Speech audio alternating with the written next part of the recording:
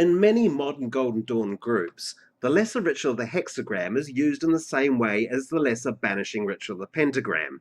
In other words, really, really badly, without any clear thought about what is trying to be achieved. In the Magical Order of the Aurora Aurea, we have a correspondence course, and we always get people trying to impress us by showing that they can do a battery of lesser banishing rituals, lesser banishing hexagrams, a supreme pentagram or two, and perhaps a middle pillar before they sit down and do something as basic as a meditation. Yeah, you only need a lesser ritual of the pentagram for that sort of thing, and anything else is redundant. Now, I've already talked about the lesser ritual of the pentagram and how it's been misused, so I'm now going to look at the lesser ritual of the hexagram and when you use it. Like the pentagram, the lesser ritual comes in two flavors, banishing and invoking, and like most things in the modern Golden Dawn, the banishing is used much more often than it needs to be. In fact, it's fairly clear from the original Golden Dawn texts that both of them should be used equally. Many people think the pentagram is used for just elements, and that the hexagram is supposed to deal with planetary forces, because planetary forces, man, are just so damn dangerous. This paranoia seems to come from Mathers, who says you should use the lesser ritual of the pentagram and the lesser ritual of the hexagram to protect your magic circle. The only problem is that he doesn't say which one and why. So modern Golden Dawn people have claimed that the lesser ritual of the hexagram is all about limitation and freedom. This is because the lesser hexagram is based on the supreme hexagram of Saturn. After all, Saturn is the great limiter, so it makes sense that before a ritual you banish him to allow yourself to push back the barriers of your own personal limitations. And, like most questions to do with banishing and invoking within the Golden Dawn, you forget all about the invoking, even though Mathers gave it equal treatment. However, it's much more complicated than that, and it isn't based on planets at all. In fact, it's based on the Tree of Life. Especially something called Dart, which isn't even on the tree at all, but exists between Tifereth and Keter, and was seen by the Golden Dawn as a synthesis of all the supernal forces of Keter, Hokmah, and Bina. In fact, the Golden Dawn gave Da'at the divine name of Bina and the planetary attribution of Saturn. All this makes sense when you put a hexagram on the Tree of Life. Here you can see that the top of the hexagram connects to Da'at, and the bottom one links to the moon sphere of Yesod. So rather than looking at Saturn, the Saturn meaning, we're looking at a polarity between the spirit and the lunar forces of Yesod, with everything centered on Tiferet. Before we go on, it's important to see this in context. You did not learn about hexagrams until you entered the 5 equals 6 grade. So this meant that you were comfortable with working on the astral level of Yesod.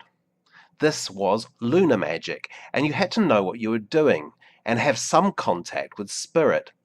This was not possible to an outer order member who was still trying to balance their elemental nature.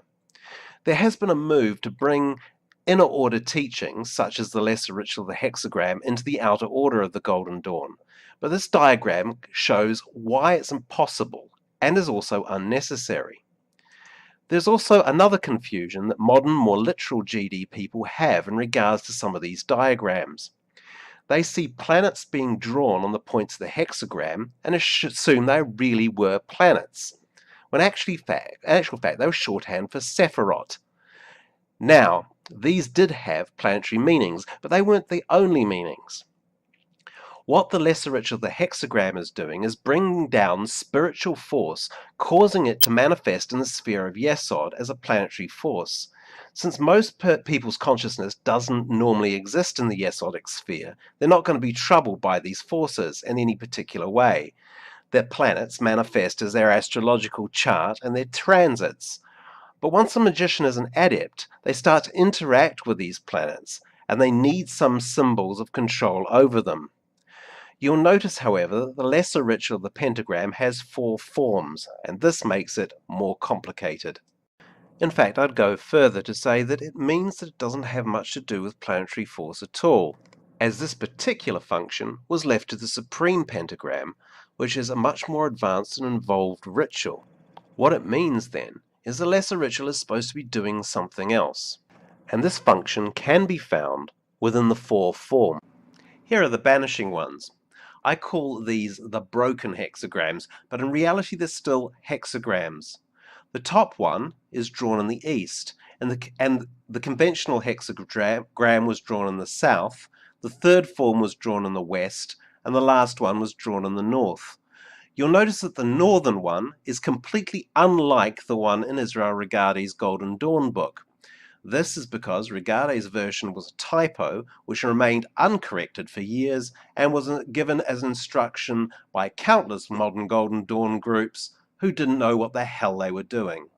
The fact that this northern hexagram was and is still being used by Golden Dawn groups is one of the great facepalms of modern magic. Mathers said the forms were based on this diagram, which was also not published in Regardie's book. While I can see this, it's somewhat confusing, and it's better explained just by looking at the different forms on the Tree of Life and seeing what they actually say. The first form is in the east.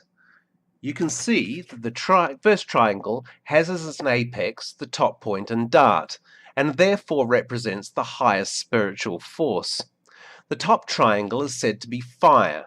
Now the bottom triangle, which is water, is flipped so that the top point is above the sun and on the path of Gimel, leading to Da'at. This is a symbol when the unconscious is elevated to its highest level of mystic possibility. Notice the sun symbol there? That's because this version of the lesser ritual of the hexagram is taken from a real Golden Dawn manuscript and not Regardie. It can be seen in my book, Mathers' Last Secret. But, in my view, it's the lost key to understanding this ritual. It shows where the sun is, and since the entire ritual is solar, this is vital. The next form is in the south, and shows the lunar hexagram fallen to its correct place. It also shows the perfection of a perfected human, with his feet on Yesod and his crown in Da'at. Now, this is not the normal human who will have fallen further down the tree, but the fiery, true human, capable of manifesting on most of the planes of the Tree of Life. This is commonly called the higher self. In the third form, the fall is continued, with a separation taking place between the lower water triangle and the spiritual fire triangle. However, this is an illusion, because the planets have not moved at all. What we're looking at is in reality the same hex as above, but it's working within the realm of illusion. Tifereth is a linking point between these two triangles. This is placed in the west and is commonly associated with water. In the fourth form, we're looking at something really odd. The spiritual or fire triangle is flipped and has become dominated by the lunar triangle. Spirit is effectively placed at the bottom of the Tree of Life, and thinking and life becomes dominated by the lower self. This is a statement of how earthly man works. And this begs the question, where are the planets? It's like the lesser ritual of the pentagram was not about elements. The lesser ritual of the hexagram is not about planets. Like the lesser pentagram, which said the statement, I am spirit ruling over the elements, the lesser hexagram is making an important statement to the universe about your humanity. You are saying you're a divine being in Hex 1, manifesting in all worlds, Hex 2, who has fallen into a world of illusion, Hex 3, and is spirit living within matter, Hex 4. Sure, the Supreme Hex ritual might be talking about the planets, but not the lesser ritual. So why would you use it? Well, the goal of both lesser rituals is to create a magic circle. In both cases, this is done by making statements to the universe. You are saying, I'm spirit ruling over matter. I'm a divine being who is in matter. And because you're divine, it means that the elemental creatures have to listen to you, in the case of the lesser pentagram, and astral beings have to listen to you as well, as in the case of the hexagram. So when do you use a banishing hexagram and when do you use an invoking?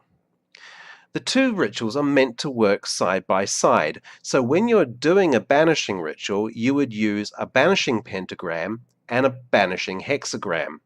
This means that most of the time then you'll use an invoking pentagram with an invoking hexagram. The lesser ritual of the hexagram is simple. It is always done after the lesser banishing ritual of the pentagram.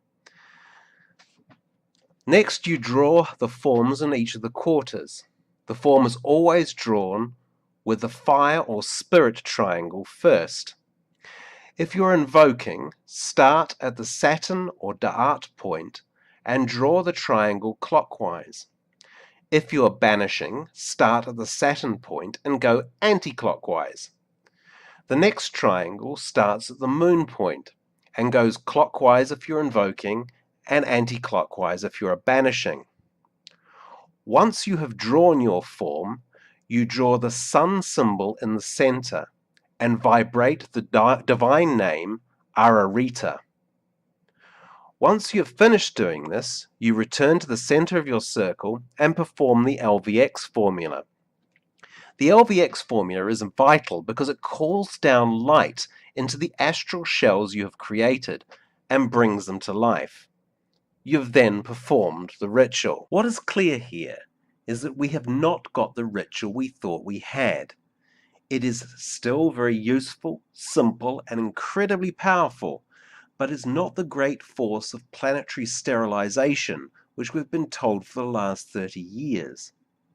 I'm aware that people will not agree with this, particularly as I don't have much Golden Dawn paperwork on my side.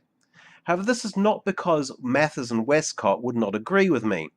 It's because the paperwork by the Golden Dawn on the subject is sketchy. But given its partnership with the pentagram ritual, this gives the two so-called lesser rituals a meaning and a function within the Golden Dawn system.